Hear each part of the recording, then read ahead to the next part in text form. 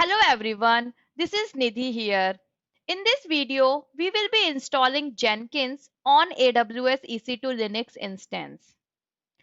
Why do we need Jenkins? Jenkins is a continuous integration tool. It provides you to build your application using Jenkins and deploy it on your servers.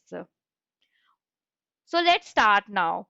What is the prerequisite for installing Jenkins? Jenkins is a Java application, so you need Java. If Java is not installed on your system, then first you need to install the Java so that your Jenkins application can be run. And the second thing, you need AWS EC2 Linux instance. If you do not know how to launch Linux instance, you can follow my this article on how to launch Linux instance on EC2 instance. So I have already launched one instance.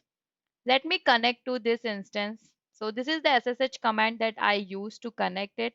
I am using git bash to connect to the server. So let me just connect.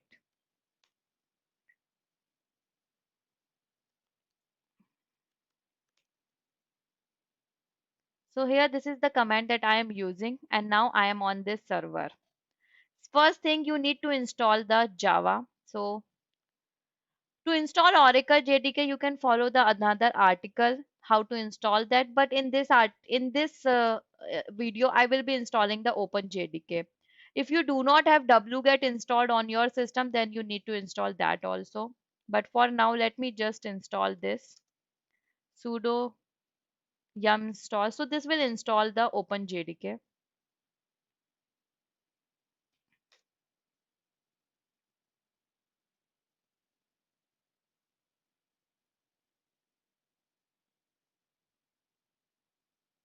This will take a little bit of time. After that, you need to configure the Java home. So I will be running this command export Java home. You need to check where your Java is installed. So in my case, it installed at this location. In your case, if you need to check where your Java is installed. So let me just copy this command.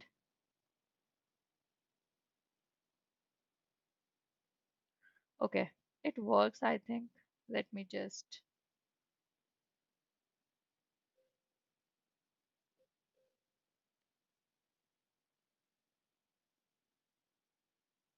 okay.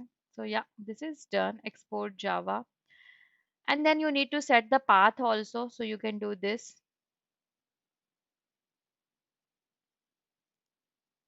So now if you can check your Java version and you can also do the echo Java underscore home. In case you have multiple Java installed and Jenkins has some specific requirement that it needs to be 1.8, 1.7, then this is the command sudo alternatives config Java where you can install, where you can select which one to use. So here if I run this command, as you can see in this, there is only one program. So it is by default one. But if in your system there is two, then you might need to change this also. Now let's install the Jenkins. So Jenkins, if you go to the Jenkins documentation, they provide you the direct command how to install the Jenkins according to according to your Linux system. So for this is the first command that you need to get the package. So here we will be using the wget command. So from wget you will be getting this package and putting it in this repo file. The second step, you need to import the Jenkins key. So all these instructions are provided on the Jenkins documentation also, and this is what we are using. Now it has everything. So what we did, first we actually get the Jenkins repo and then we import it using RPM so that now we can directly use this sudo yum install Jenkins command to install the Jenkins. So here it is. So it is installing the Jenkins now.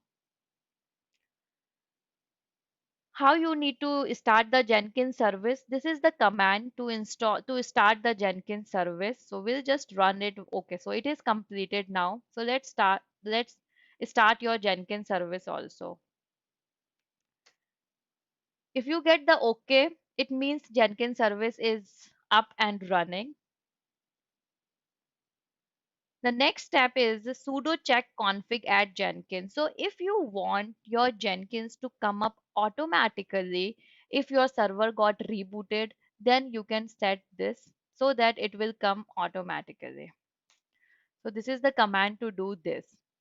Now I will go to my AWS console, get the public IP and hit it.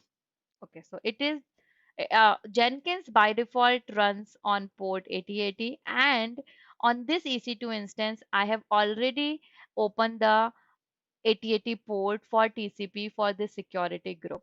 So here you can see you got the Jenkins screen. So this is first thing, you need to have the initial admin password in Jenkins. So for that, it provides you which command to run. So I will be just doing sudo cat and I'm just copying pasting the path. So this is the initial password that you need to provide it. So let me do the continue now. Install suggested plugins. So I am just installing the suggested plugins. Obviously, you have an option to install the specific one, but this is a good practice that you just install at least the suggested plugins so that if you even create a freestyle job or the pipeline job, default plugins would be there.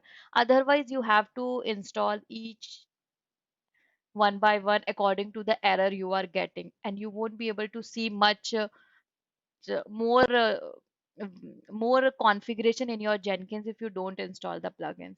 So here we will be installing here we will be setting up the password user. So this is how you can set it up. First admin user.